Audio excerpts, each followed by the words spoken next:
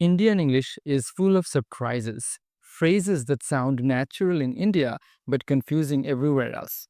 Let's look at 10 of the most common ones. The last two are my favorites.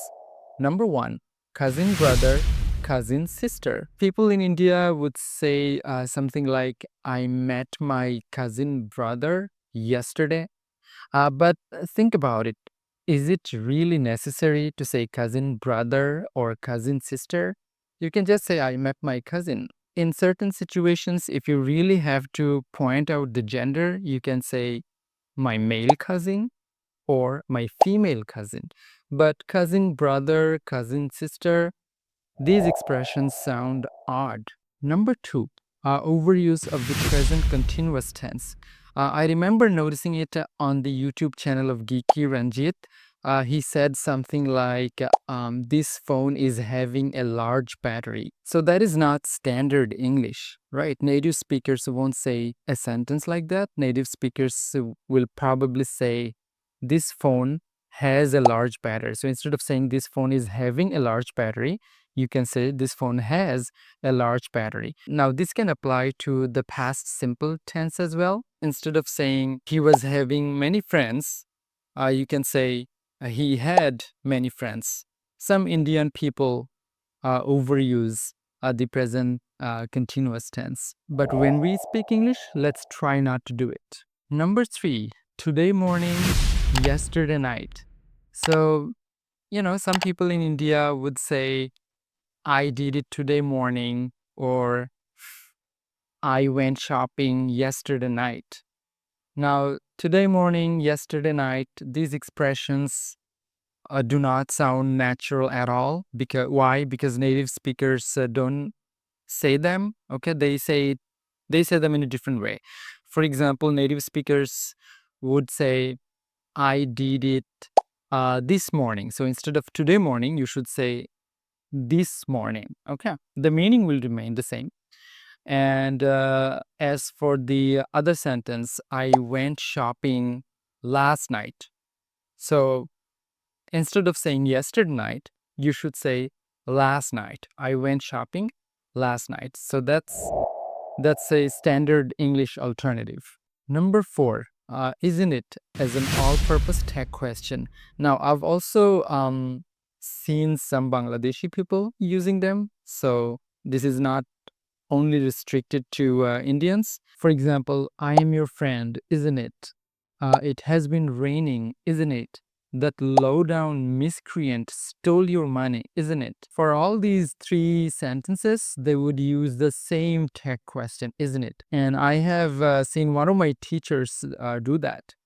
Now, is that the correct way to use a tag question? No, because a tag question is supposed to change from sentence to sentence, right? Depending on the tense of the sentence, depending on the subject, whether or not it's singular or plural, the, the tag question is supposed to change. I am your friend. The right tag question here is aren't I? I am your friend, aren't I? It has been raining, hasn't it? And that low-down miscreant stole your money, didn't he? Number five, giving an exam or giving a test. So in Indian English, people would often say, I gave my IELTS test yesterday. Now, that's not correct because giving an exam means administering the exam, just like what the British Council does, for example. So the British Council can give the IELTS test.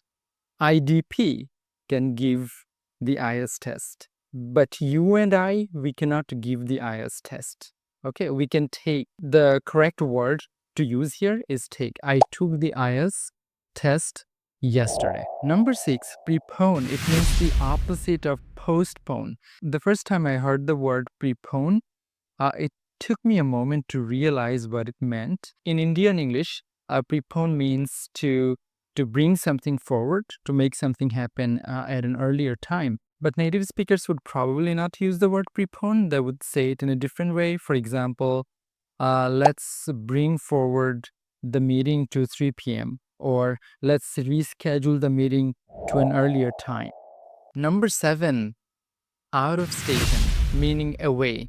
Sorry, the manager is out of station. So if Indian English, if someone says the manager is out of station, it means the manager is not at work right now. He is probably out of town or on holiday. Or away. Just it can also mean just away. Okay. So in standard English, people will say, sorry, the manager is away or the manager is out of town. Okay, as simple as that. Number 8, revert, meaning reply. So in Indian English, you might hear someone saying, please revert to my email. In standard English, you would probably not hear that. Native speakers would probably say, please reply to my email. Okay, or please get back to me. Number 9, this one is my favorite and also the last one. Um, do the needful. Do the needful. This is an Indianism, but this was probably used a long time ago in British English, but not anymore. So to do the needful means to do what is required. Please do the needful at your earliest convenience. This is a sentence that you might hear in Indian English, but in standard English, people will say, please do what is required, or please take necessary action. Or in British English, you would say, please do the necessary. Number 10, pass out, meaning graduate. I am positive that you're familiar with this one. So in Indian English, you might hear someone say, he passed out from Delhi University in 2018. But what would you say in standard English? He graduated from Delhi University in 2018. All right, now you know 10 Indian English features and how to replace them with standard English expressions. If you found this video helpful, please like and subscribe. Thanks.